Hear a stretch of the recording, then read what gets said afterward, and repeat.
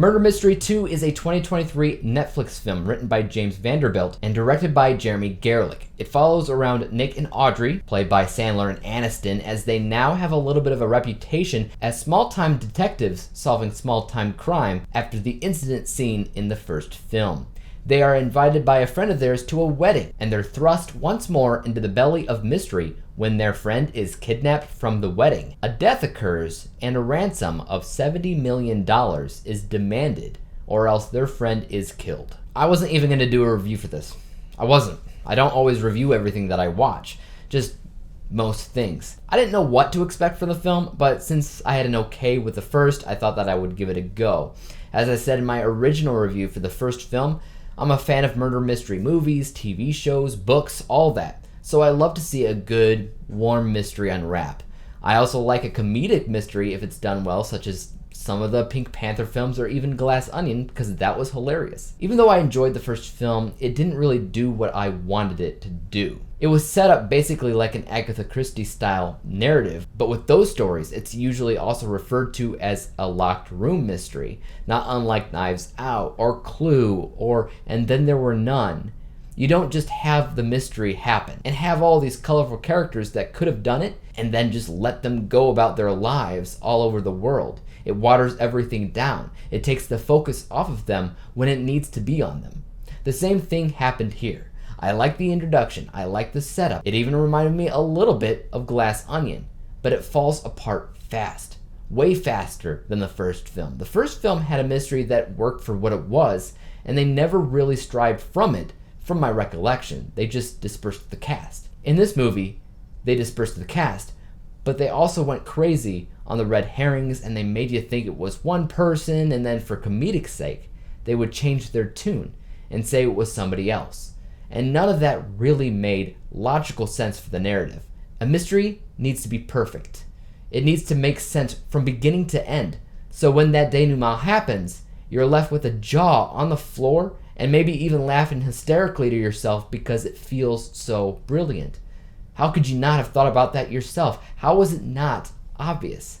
That's something that you can do in a dramatic mystery, thrilling mystery, or even comedic mystery. And it's not really found here. A denouement, sure.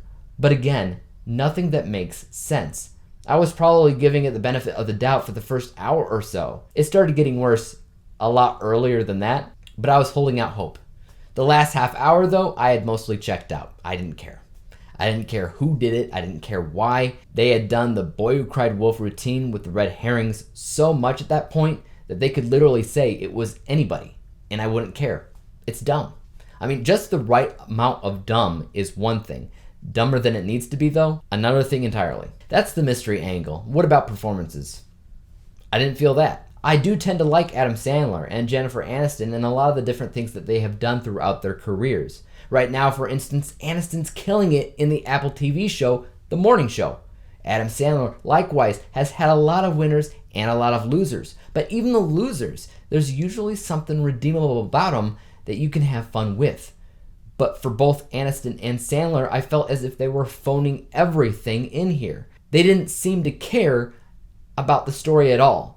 And can you blame them? It's a basic hostage and ransom situation. There's barely even a mystery to uncover. There's barely even a murder. The guy that dies at the beginning of the movie, that's not the focus at all. He's forgotten about in the next 10 minutes, and it becomes this kidnapping story that nobody cares about. Why? That's something that we've seen a million times before. Why go out of your way to make a movie like that again? I think that it's because the mystery sucks and the performances are wooden was the reason that I didn't care so much for the comedy either. I would say that out of the three, the comedy was probably the strongest, but that's not saying much. I did chuckle here and there in the beginning because at that point, nothing bad had happened yet, and so I wasn't affected by anything yet. And I could see the comedy more purely. It wasn't anything crazy, mind you, it was fine. But once the story gets going, once you see more of the performances angle, the less of the comedy you sense.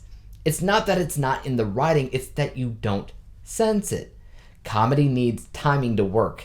It needs a build-up so that the punchline is that much funnier. But with a story that's already kind of sloppy, so too is the delivery of the humor. let's go ahead and get the show on the road and talk about what I scored Murder Mystery 2, which was a D- letter grade, final overall score of 40%, 40 out of 100 possible stars. Once again, yes, I know 40% sounds like a clear F letter grade, but because I'm more lenient, my F letter grades only start at 39%, so this is technically the lowest possible score that I can give a movie without it downright being an F. Take that as you will, guys. Let me know your thoughts about Murder Mystery 2 in the comment section down below, and as for YouTube, you guys know what to do.